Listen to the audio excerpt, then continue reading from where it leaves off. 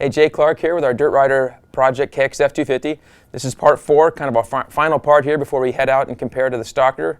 And looking forward to this last part where we get to put the big bore kit on. So the Cylinder Works big bore kit comes complete in one kit, and you get all these pieces here. Very simple deal. So the cylinder is manufactured completely here in the United States, and the cylinder is Nickel coated right here in the U.S. at Millennium in Wisconsin. So extremely high quality Nickel. And as you can see, the outside of the cylinder looks just like stock. So as the cylinder looks completely stock with all the stock markings, if you want to have your buddies or your fellow racers believe that it is stock, there's nothing preventing you from doing so. If you're a little bit ethically challenged, that's what you can do. So it gives you that option as a big bore cylinder. So complete cylinder, you keep your stock cylinder, keep that for when you sell the bike or whatever, you have it ready to go.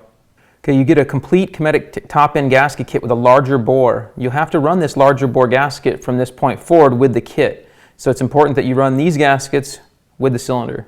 Okay, so the cylinder is matched perfectly to the Vertex forged piston. These pistons are made in Italy and the OEM's piston supplier for many companies.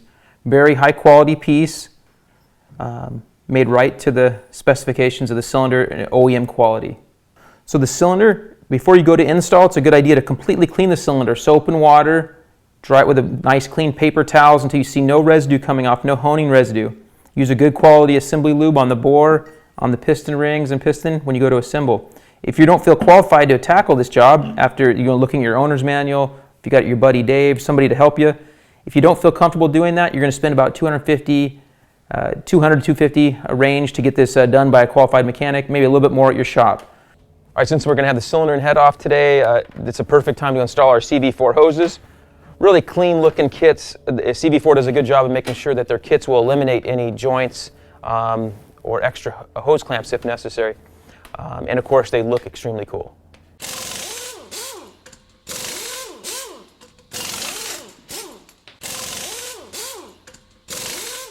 With the stock hoses, as you can see, we've replaced them with the CV4 hoses.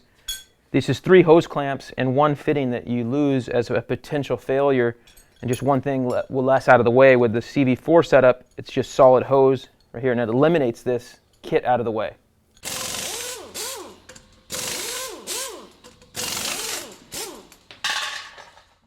Okay, so for our modified parts in this project, we've mainly gone through Rocky Mountain ATV for our source on all those parts. Also in this last project, bit of the project, we wanted to kind of update the look of this KX.